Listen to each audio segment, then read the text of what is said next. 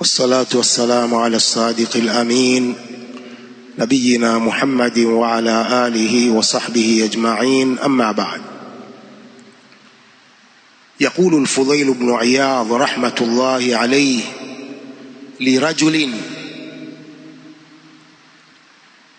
الفضيل بن عياض رحمة الله عليه anamwambia mtu mmoja, kam atatka minas sana, sasa hivi una umri gani? Qala 60 sana. Yule mtu akajibu, nina miaka 60.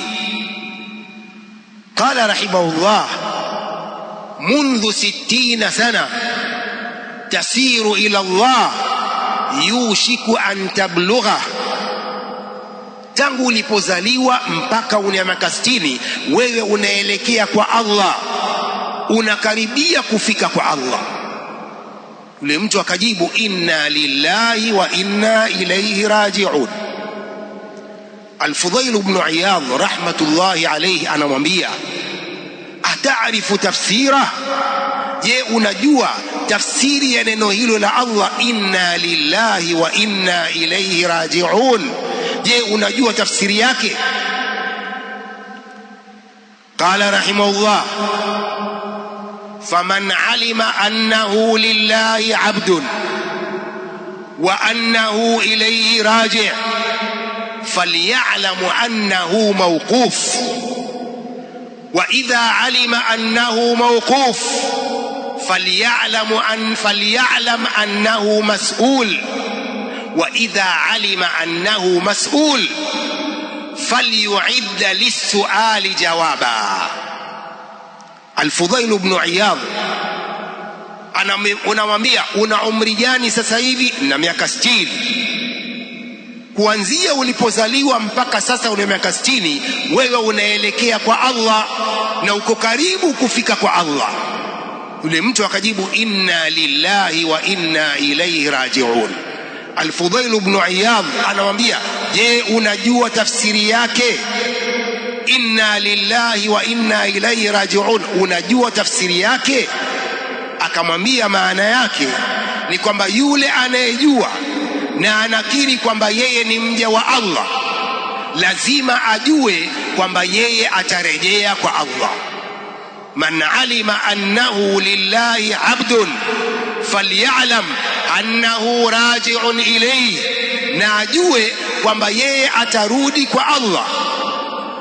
Wa man alima annahu raji'un ilayhi, na anejua kwamba atarudi kwa Allah, falyalam annahu mawquf, ajue kwamba atasimamishwa mbele ya Allah. Wa man alima annahu mawquf falyalam annahu mas'ul, anayejua kwamba atasimamishwa mbele ya Allah na ajue kwamba ataulizwa maswali kadha wa kadha, ataulizwa mbele ya Allah. Wa man alima annahu mas'ul falyu'idda lis-su'ali jawaba, aandaye majawabu ya maswali atakayoulizwa. Thumma qala lahu rahimahullah, فلتحسن بما بقي يغفر لك ما فلتحسن بما بقي يغفر لك ما مضى, fanya wema katika muda uliobaki, umri uliobakia, fanya mambo mema, utasamehewa yale yaliyopita.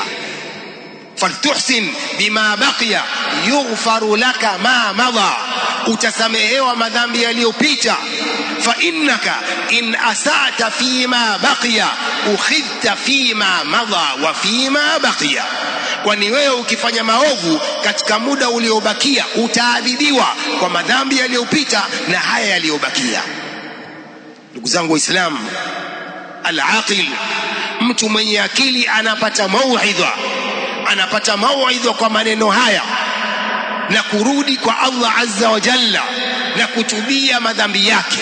Al-aqil man yatta'id wa man ya'tabir, mwenye akili ni yule mwenye kupata mauidha, akapata mazingatio, akarudi kwa Allah na kutubia madhambi yake na kumwelekea Allah kwa kumtii.